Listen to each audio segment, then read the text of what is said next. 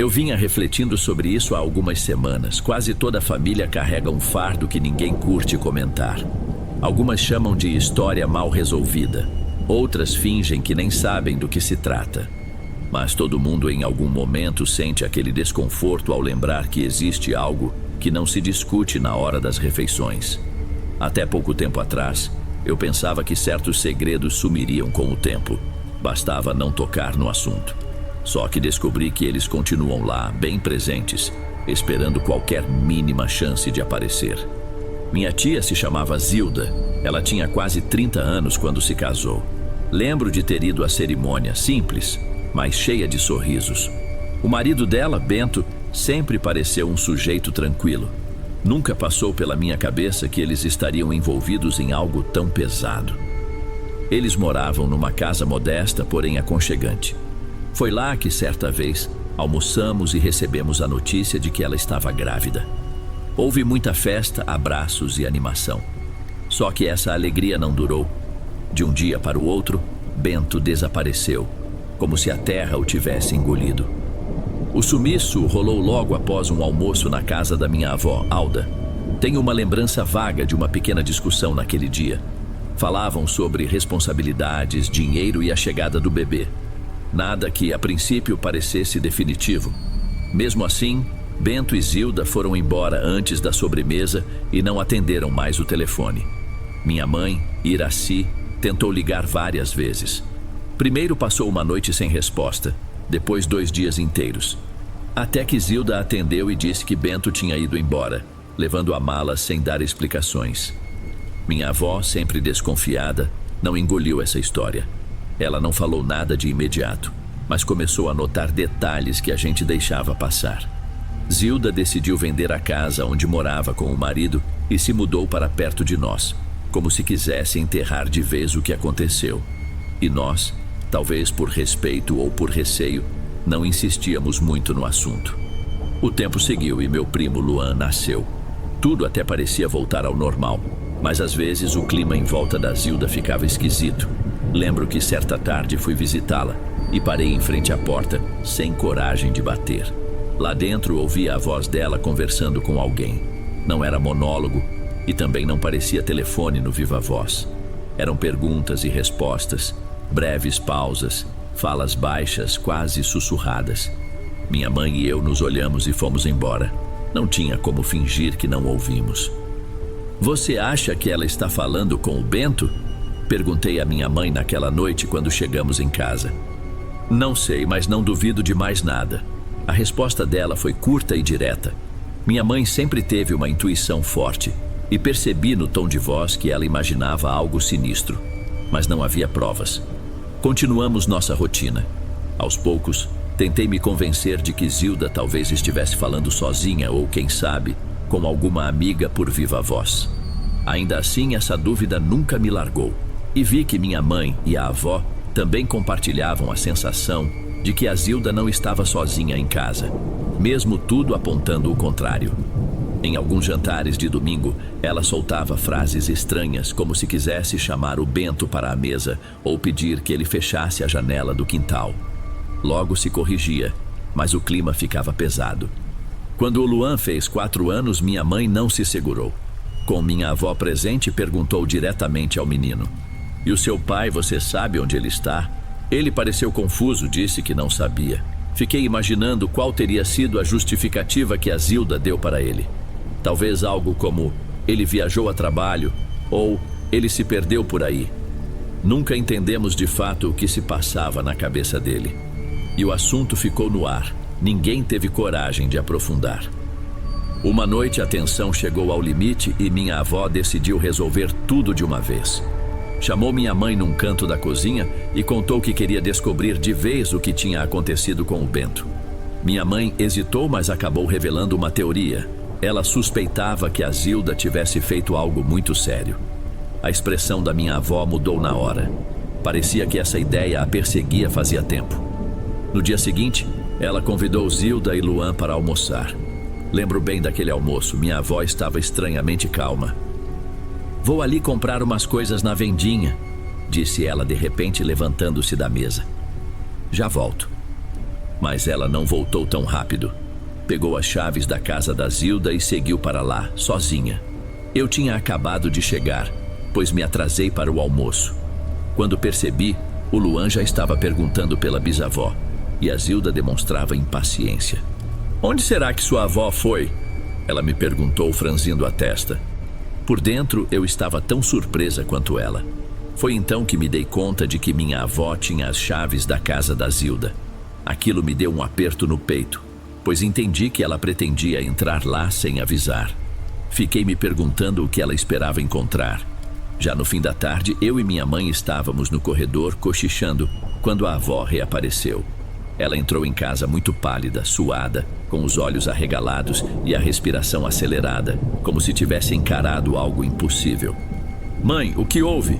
perguntou minha mãe assustada. Minha avó mal conseguia falar. Sentou-se no sofá olhando para as próprias mãos trêmulas. Depois de alguns minutos virou-se para a Zilda e balançou a cabeça de um jeito estranho, misturando decepção, pena e raiva. "Eu sei o que você fez", sussurrou sem fôlego. "O Bento, eu o vi." O silêncio tomou conta da sala. O rosto da Zilda passou de um tom rosado para uma palidez que gelava a espinha. Olhamos uns para os outros e eu quis sair correndo, mas minhas pernas não se moviam. Até o Luan, sem entender direito, sentiu que algo muito sério estava acontecendo. Zilda ficou imóvel, desviando o olhar. Depois de um tempo que pareceu não ter fim, falou com a voz rouca. "Preciso contar a verdade", e nós ouvimos. Ela começou explicando sobre a briga que rolou no dia em que anunciaram a gravidez. Pelo relato, Bento ficou fora de si, tomado por um ódio que ninguém nunca entendeu. Com medo, ela avançou contra ele. Não foi com socos nem empurrões, mas com uma faca que estava na pia. Um golpe certeiro, segundo ela, que o derrubou de imediato. Zilda não disse que planejou nada, mas também não contou por que não chamou ajuda. Só revelou que naquele instante entrou em pânico e, de alguma forma, achou que daria conta de tudo sozinha. A parte mais terrível veio depois. Zilda levou o corpo para um cômodo nos fundos da casa.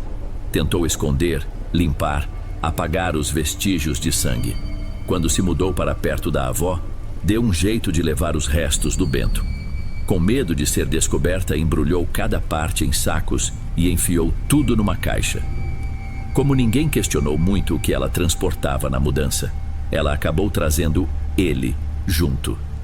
Tinha medo de deixar na casa antiga porque, se encontrassem o cadáver, chegariam nela.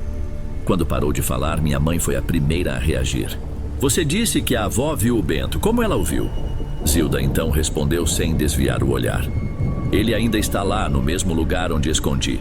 Mas hoje de manhã, deixei aquela caixa aberta por um momento, porque o cheiro estava me enlouquecendo. Sua avó deve ter percebido ou até visto. A verdade é que nunca consegui me livrar dele e nem sei se quero. De algum jeito sinto que ele me observa o tempo inteiro." O horror daquela confissão foi tão grande que ficamos sem reação por alguns segundos. Perdi a voz e só ouvi o Luan choramingando, sem entender por que os adultos estavam tremendo. Fui até ele e tentei acalmá-lo enquanto segurava minha própria ânsia. Minha avó voltou a falar, a voz trêmula, como se mal contivesse o choro. "Você me garantiu que o Bento tinha te largado. Por que não pediu ajuda, Zilda?" Ela não respondeu. Abaixou a cabeça e cobriu o rosto com as mãos. Parecia tão arrependida quanto desesperada, sem saber se lamentava a morte do marido ou a própria culpa por conviver com aquilo. Meu estômago embrulhou ao imaginar o que minha avó tinha visto naquela casa. Mesmo sem detalhes, eu conseguia imaginar o terror de abrir uma porta e encontrar provas de que Bento nunca estivera desaparecido. Naquele dia, entendi que segredos de família não morrem por conta própria. Eles apodrecem e deixam marcas impossíveis de esconder. Até hoje, quando lembro daquele momento, sinto um aperto na garganta. Teve quem dissesse que a Zilda agiu em legítima defesa. Outros acreditavam que ela temia a reação do Bento por razões desconhecidas. O que eu sei é que nunca mais fui a mesma depois de descobrir que alguém tão próximo foi capaz de um ato tão extremo e ainda carregou esse peso sozinha, tentando levar a vida como se nada tivesse acontecido. A Zilda terminou os dias dela cuidando do Luan, que, para minha tristeza, nunca teve o pai de verdade ao lado. Minha avó jamais comentou em detalhes o que viu naquele cômodo. E por mais que o tempo passe, não me livro da sensação de que tudo que vivi ao lado deles foi só parte da história, que havia algo a mais, um silêncio ou uma presença invisível rondando a gente. Talvez seja a culpa, talvez seja o medo de que segredos assim se repitam nas próximas gerações. Não sei. Só sei que depois daquele dia, nunca mais cheguei perto de uma porta trancada sem primeiro respirar fundo, em busca de um pingo de coragem.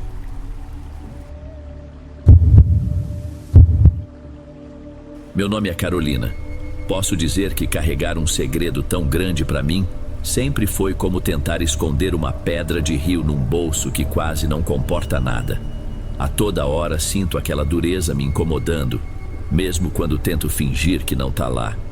Consigo me distrair em alguns momentos, mas basta colocar a mão no bolso para me lembrar do peso impossível de ignorar. Desde que descobri o que minha avó fazia, vivo com a impressão de que algo está deslocado. Uma coisa que não posso contar para ninguém, mas que mesmo assim permanece em cada pedacinho da minha vida. Nem sempre foi desse jeito. Teve uma época em que a casa da minha avó Sueli era meu lugar de paz, cheia de cheiro de comida fresca e dias que passavam num ritmo lento. Ela e as irmãs, Cida e Benedita, tinham aquele tipo de acolhimento que abre a porta sem nem perguntar quem bateu. Recebiam todo mundo com um sorriso e ficavam felizes em alimentar quem aparecesse, fosse parente, vizinho ou desconhecido. E olha que não eram ricas. Apesar de toda a dificuldade, minha avó sempre dizia que se tinha um prato para ela, tinha outro para quem precisasse. O principal prato que serviam era um caldo grosso, cheio de temperos, que ficava horas borbulhando em panelas grandes no fogão. Muita gente jurava que era a melhor coisa do mundo, mas eu nunca tive vontade de provar. Parecia haver um exagero em torno daquele caldo, uma admiração que chegava perto de superstição. Achei que podia ser só um gosto peculiar ou alguma receita rara. Nunca imaginei o lado mais obscuro dessa história. Minha prima Clarissa, que sempre me acompanhava nas festas, era mais próxima das minhas tias-avós do que eu. E, curiosamente, também evitava o caldo. Ela dizia que sentia um desconforto só de ficar na cozinha quando as panelas estavam fervendo. Eu achava que era bobagem ou frescura. Preferia crer que minha avó fosse apenas uma senhora carinhosa que nutria todo mundo ao redor. Mas havia alguns sinais estranhos. Ela e as irmãs falavam baixo, usavam expressões antigas e tinham um jeito peculiar de cozinhar. Nunca mediam nada com colheres, sempre na palma da mão ou na ponta dos dedos. Às vezes elas ficavam paradas diante das panelas, rezando tão baixo que só dava para ouvir o borbulhar. Quando lembro de como tudo começou a ruir, me vem à cabeça uma sexta-feira que parecia normal. Eu e Clarissa levamos sacolas de mantimentos para a casa da avó, legumes e alguns cortes de carne que havíamos comprado de manhã. Passamos lá, largamos as sacolas na varanda e avisamos que íamos sair para dançar mais tarde. Dona Cida só acenou enquanto Benedita lavava o quintal. O sol já estava indo embora, mas ainda fazia calor. Nada parecia diferente do habitual. Mais tarde, depois de aproveitarmos a balada e batermos papo com uns amigos, Clarissa decidiu ir ao caixa eletrônico. Fiquei encostada num poste, conversando com duas conhecidas que também tinham saído do mesmo clube. As risadas iam e vinham, até que percebi que Clarissa estava demorando demais. Passaram-se uns 20 minutos, então me despedi das meninas e fui até o caixa, mas nada da minha prima. Bateu um aperto no peito, uma sensação estranha de ansiedade. Resolvi esperar mais um pouco, olhando para os lados quando finalmente vi Clarissa aparecer no fim da rua. Ela parecia abalada, pálida, caminhando rápido e segurando a bolsa com as mãos trêmulas. "Vamos embora agora", disse com a voz seca e sem nem me encarar. "O que aconteceu?", perguntei assustada com a pressa. Ela não respondeu. Só levantou o braço, parou um táxi que passava e praticamente me empurrou para dentro. Fiquei irritada na hora, mas vi que ela estava tão nervosa que discutir não faria sentido. No trajeto, Clarissa seguiu em silêncio, encarando a janela como se visse alguma tragédia do lado de fora. Tentei puxar assunto, mas ela só negava com a cabeça. Acabei desistindo. No dia seguinte, bem cedo, ela me ligou. Disse que precisava me contar o que rolou na noite anterior. Quando cheguei em frente à minha casa, lá estava ela, sentada na calçada, descabelada e com olheiras profundas. O medo se via no rosto dela. Ontem, quando fui sacar o dinheiro, um homem que conheço de vista estava lá comigo. Não deu nada demais. Ele só ficou de olho para eu não ser assaltada. Mas logo depois de eu tirar o dinheiro, vi umas mulheres paradas embaixo de uma árvore a uns 20 passos. Elas não falavam entre si, só olhavam a rua como se procurassem alguma coisa. Ela parou para respirar fundo. Uma delas veio até mim e disse: "Volte para casa agora." "E você correu porque ficou com medo?" Clarissa me olhou como se estivesse aterrorizada. Não foi só medo, era como se alguma coisa pressionasse meu peito, me obrigando a ir embora, mesmo sem eu querer. Parecia que minha vontade sumia e aquelas palavras viravam uma ordem inevitável. Me deu um nó na barriga só de ouvir. Ela continuou: "O mais estranho é que eu juro que já vi aquela mulher antes. Só não lembro onde." Tentei dizer que podia ser alguém do bairro, mas ela balançou a cabeça. Não era do nosso círculo. Tinha algo na expressão dela que me fez lembrar de uma pessoa querida, mas ao mesmo tempo soava sem sentido. Ficamos quietas por um tempo, desconfortáveis com aquela história sem pé nem cabeça. Então Clarissa me chamou: "Vamos amanhã na casa da sua avó, preciso ver uma coisa." No dia seguinte, no fim da tarde, fomos até lá. A casa estava aberta, cheirando ao caldo que sempre atraía a gente, e algumas pessoas ainda comiam nas mesas do quintal. Cumprimentamos as velhas e nos acomodamos na cozinha. Foi quando Clarissa olhou para a prateleira onde ficavam uns quadros de família. Um deles mostrava minha avó Sueli mais jovem, de saia longa e chale. Vi Clarissa se mexer na cadeira, tensa, encarando aquela foto. "É ela", sussurrou apertando meu braço. Não precisou dizer mais nada. De algum jeito, também reconheci o olhar firme que tinha visto na noite anterior. Tentei ser racional. Talvez fosse só semelhança ou efeito da luz fraca. Mesmo assim, senti um incômodo profundo. Depois disso, tudo pareceu coberto por uma espécie de neblina. Eu e Clarissa passamos a notar certos gestos estranhos das minhas tias-avós. Às vezes, elas rezavam baixinho antes de abrir a porta para alguém. Sempre sabiam quando alguém estava prestes a chegar, como se tivessem um sexto ou sétimo sentido. E tinha aquele lance dos pássaros. Era comum achar passarinhos mortos no quintal, e elas recolhiam os bichinhos sem qualquer surpresa ou pena, jogando direto no lixo. Parecia algo rotineiro que já faziam sem pensar. As semanas foram passando. A gente tentava seguir a vida normal, indo a festas, aulas, vendo amigos. Mas havia uma tensão no ar, como se o segredo pulsasse por trás de tudo. Até que, numa noite, em plena festa, vi Clarissa empalidecer de novo. Ela parou de dançar, virou para mim e sussurrou: "Vamos sair daqui." Sem discutir, saímos da casa onde acontecia a comemoração e pegamos um táxi. No trajeto, Clarissa pediu para o motorista mudar o caminho 3 vezes, até que paramos em frente à casa da minha avó. Já passava de 2 horas da madrugada. As janelas estavam no escuro, mas vimos um carro parado ali na frente, com o motor ligado. Dentro dele, Dona Benedita e Dona Cida conversavam. Quando nos viram, uma cutucou a outra e apontou.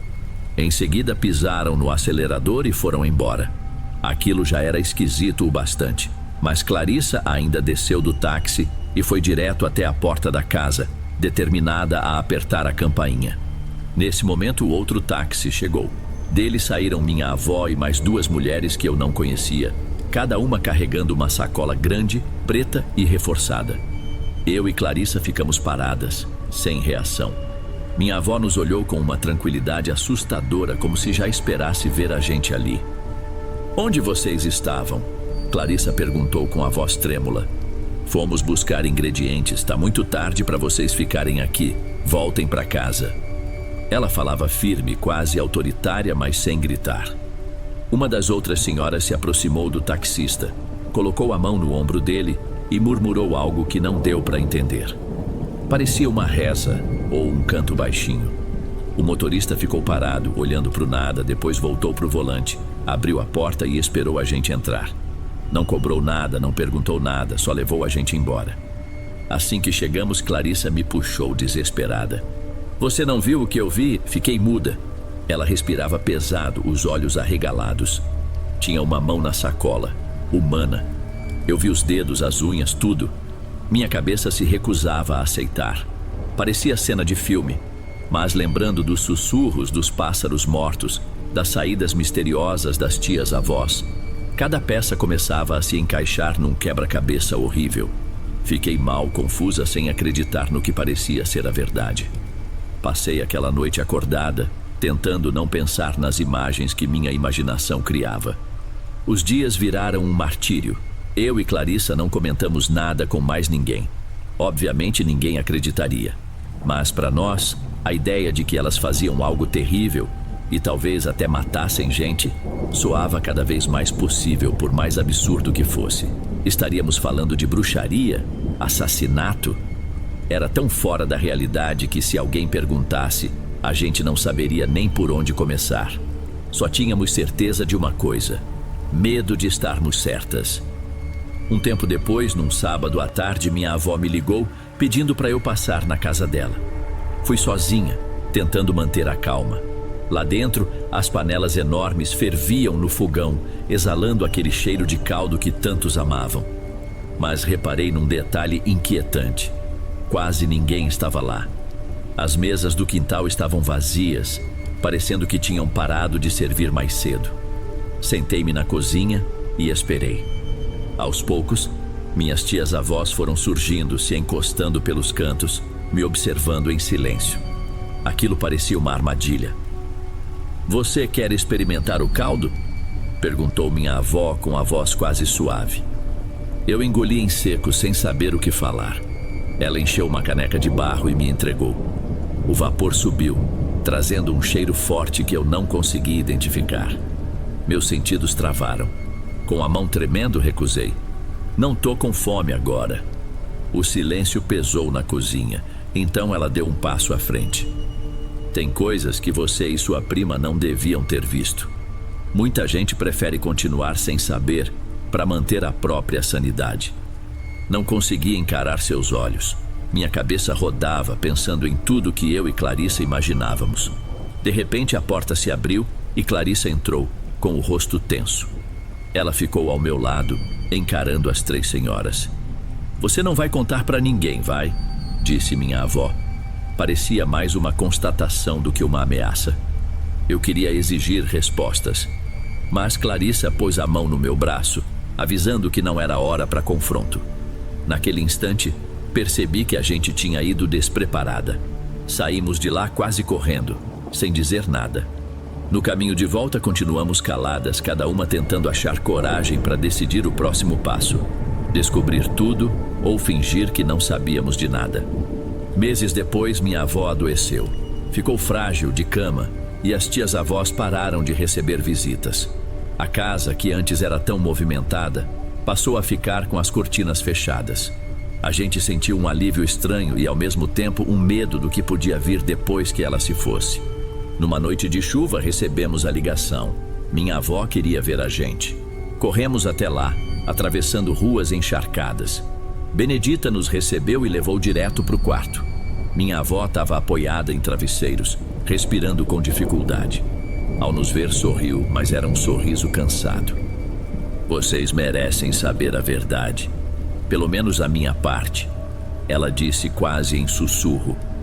Ela limpou a garganta, parecendo buscar forças. Eu e Clarissa ficamos de pé ao lado da cama, sem nos mexer. Há muito tempo a gente fazia uma coisa que muitos chamariam de cruel, mas acreditem, não era por maldade. Fiquei quieta, só esperando o que ela diria em seguida. Ela fechou os olhos, inspirou e continuou. A gente se livrava de homens que machucavam mulheres, bandidos, abusadores, maridos violentos. Tínhamos nosso jeito de descobrir quem eram. E não deixávamos pistas. Clarissa soltou um som abafado de espanto. Minha avó entrelaçou as mãos magras sobre o lençol, sem sinal de arrependimento. Vocês podem achar que ninguém sente falta deles, mas existe bem menos gente querendo saber sobre o paradeiro desses homens do que vocês imaginam.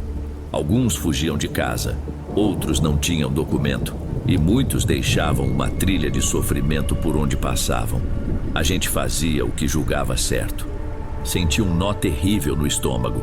Olhei para Clarissa, que tinha os olhos cheios d'água.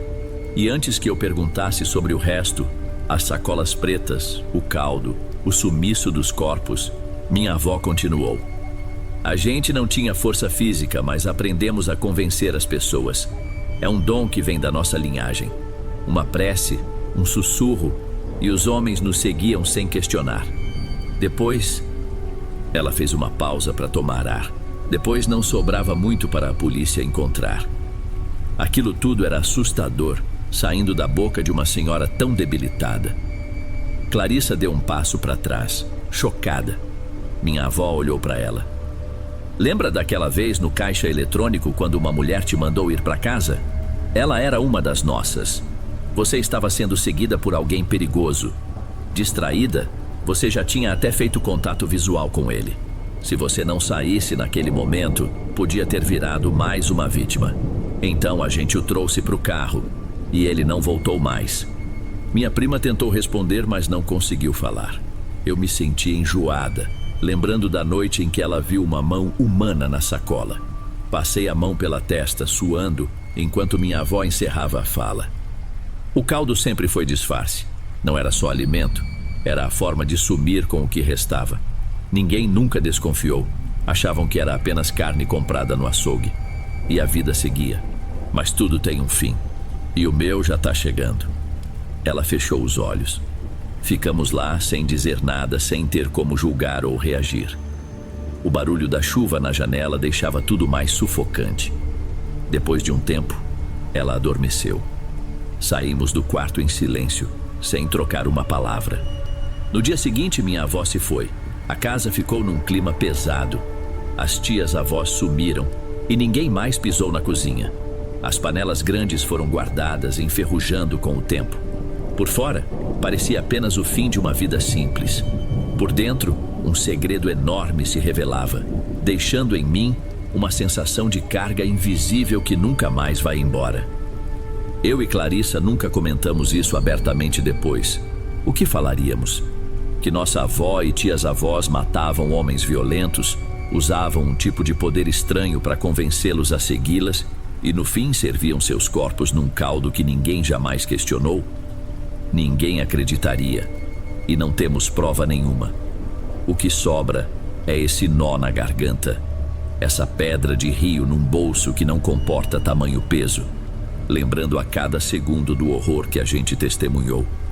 E assim a vida segue, como se certas coisas não tivessem acontecido. Às vezes, acordo no meio da noite achando que ouço a voz da minha avó rezando na cozinha, o borbulho do caldo, aquele cheiro forte do vapor. Em outros momentos, quando vejo algum caso de violência contra a mulher na televisão, penso em como as velhas da minha família teriam resolvido aquilo. Talvez eu nunca entenda de verdade a lógica por trás do que elas faziam, mas sei que esse segredo se incorporou a mim, algo que não dá para apagar e que corrói silenciosamente por dentro.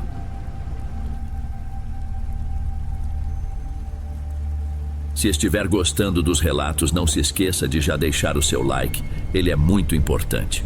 Bem, vamos continuar.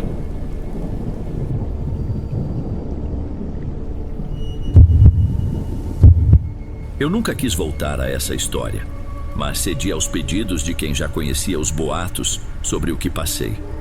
Talvez seja um modo de tirar um peso que carrego há muito tempo. Deixei o povoado ainda na adolescência e só voltei umas poucas vezes. Voltar é enfrentar tudo o que ainda me deixa apavorado, incluindo a Dona Simone, a mulher sobre quem todo mundo dizia ser uma bruxa capaz de fazer qualquer feitiço. Desde pequeno, eu escutava meu avô falar de uma senhora alta de voz grave que morava na casa mais afastada de um sítio distante. Ele a chamava de a Velha da Encruzilhada, mas o nome dela era Simone. Não lembro de alguém ter coragem de chamá-la de Simone na cara dela. Se muitos sussurravam Dona Simone, com respeito e um certo medo. Só entendi direito o motivo desse receio quando fiquei mais velho e percebi que havia algo diferente naquela mulher. Meus pais trabalhavam pesado na plantação de mandioca e nossa casa ficava na beira de uma estrada de terra que, quando chovia muito, se transformava em um lamaçal quase intransitável.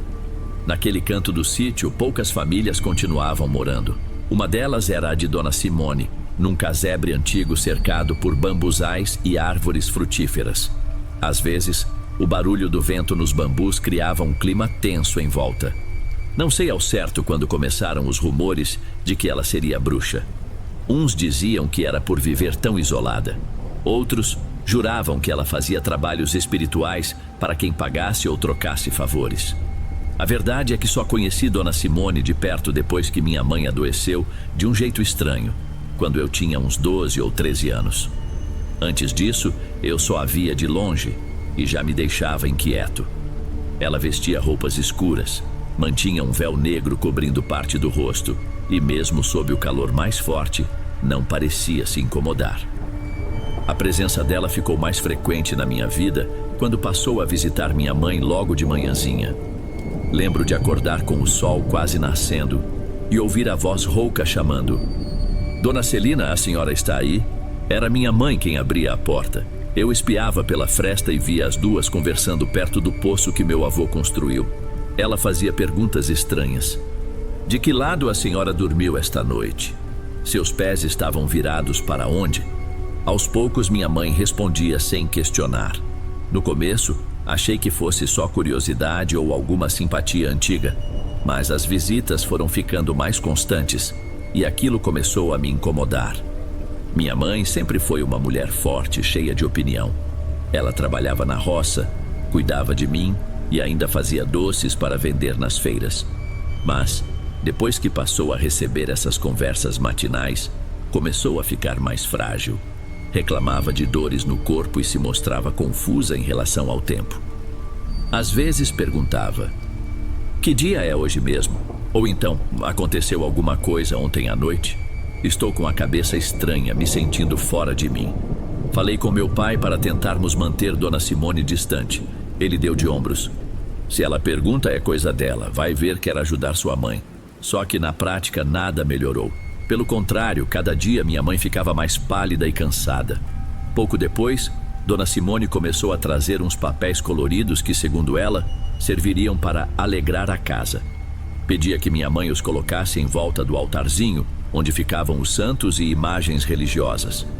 Por fraqueza ou ingenuidade, minha mãe aceitou. Depois disso, as dores aumentaram e surgiram alucinações. Várias vezes, acordei no meio da noite e a encontrei falando sozinha, suando e tremendo. Não dava para fingir que era algo normal.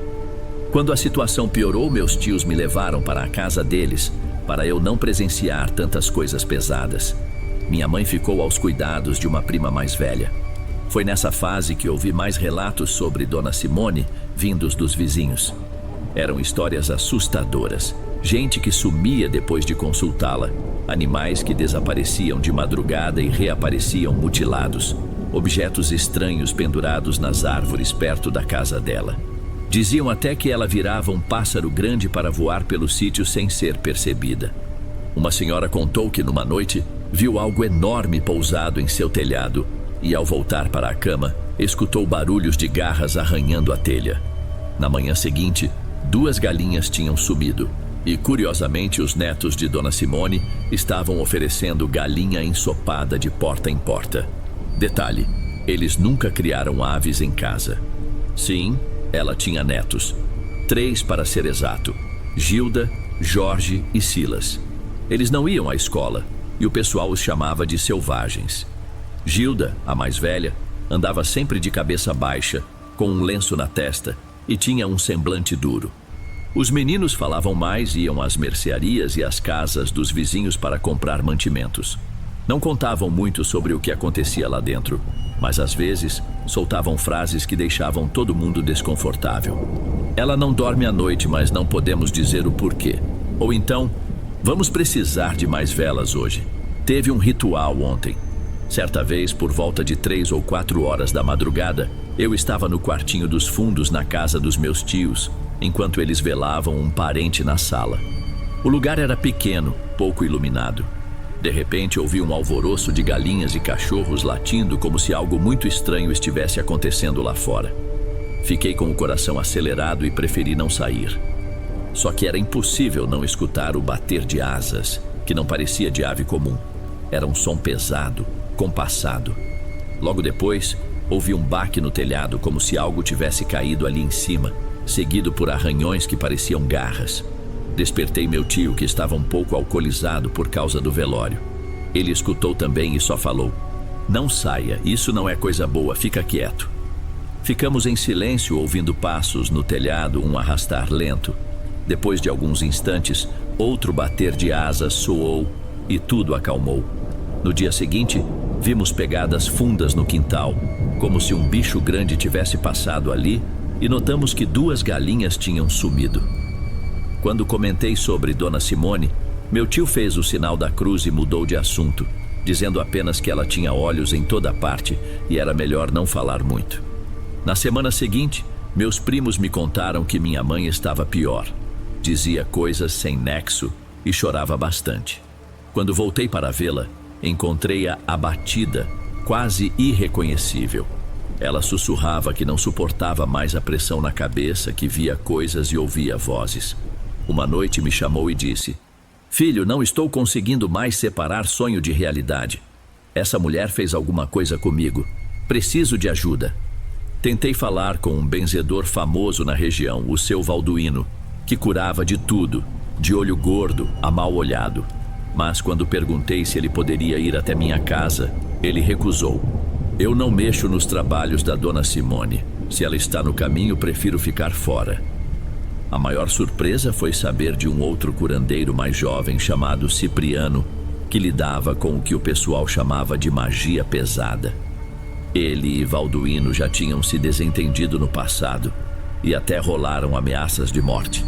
Diziam que Cipriano mexia com feitiços sombrios, mas nem ele chegava perto de competir com o poder que Dona Simone supostamente tinha.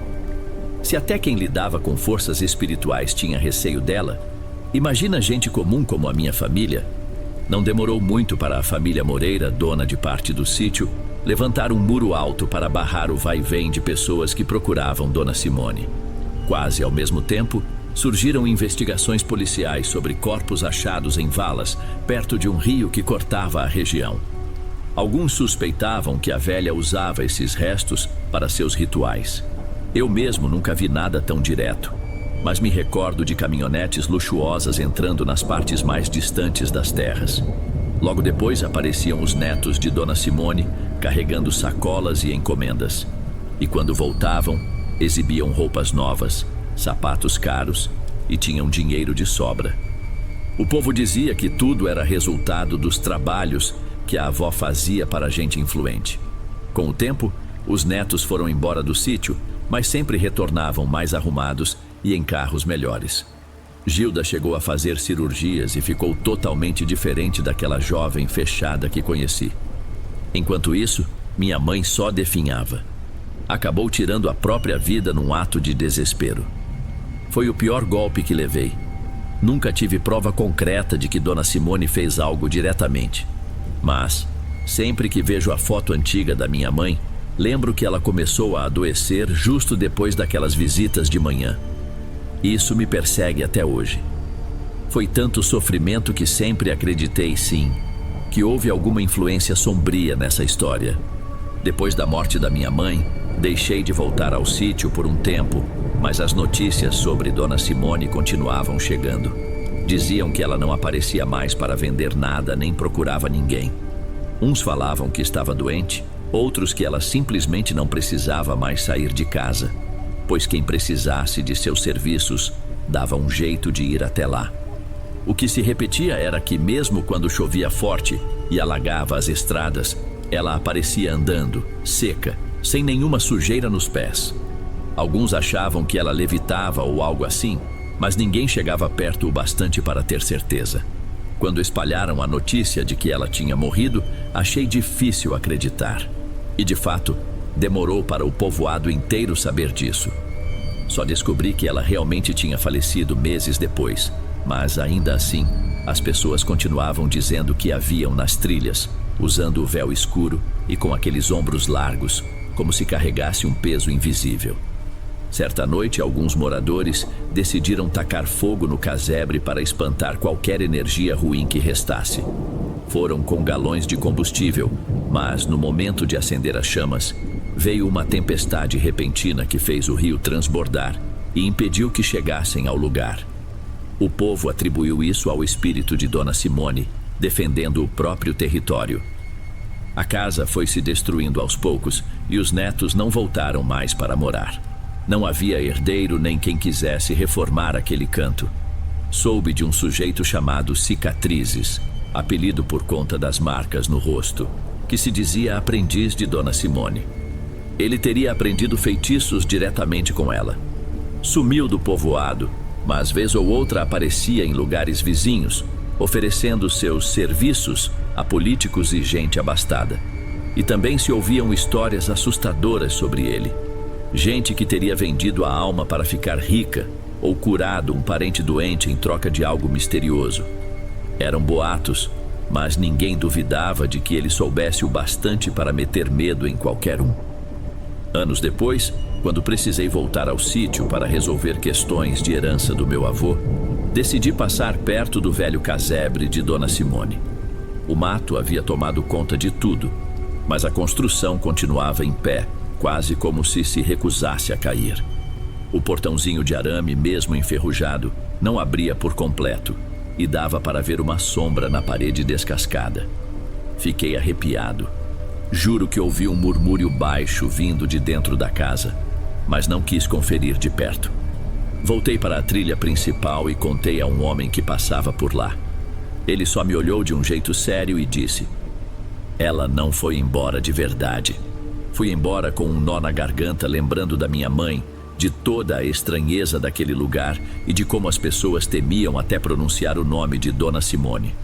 Não sei se ela era mesmo uma bruxa ou apenas alguém cercada de lendas e coincidências terríveis, mas não dá para negar que muitas dessas histórias soam mais reais do que eu gostaria. E por tudo que vivi, acredito que ainda exista uma energia pesada lá, algo que continua pairando mesmo depois de tanto tempo. A casa segue de pé, abandonada, numa área que poucos têm coragem de visitar. Dizem que há objetos esquisitos enterrados no quintal e que, nas noites de ventania, muita gente jura ver uma figura encurvada andando pelos bambuzais. Não posso afirmar nada com certeza, mas, se alguém quiser conferir, vá por sua conta e risco. Só não digam depois que fui eu quem incentivou. Às vezes, é melhor deixar certas portas fechadas.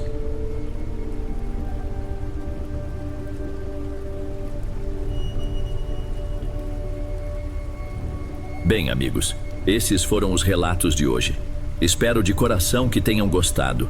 Lanço vídeos novos por aqui todos os dias e ficarei muito feliz em te ver nos próximos.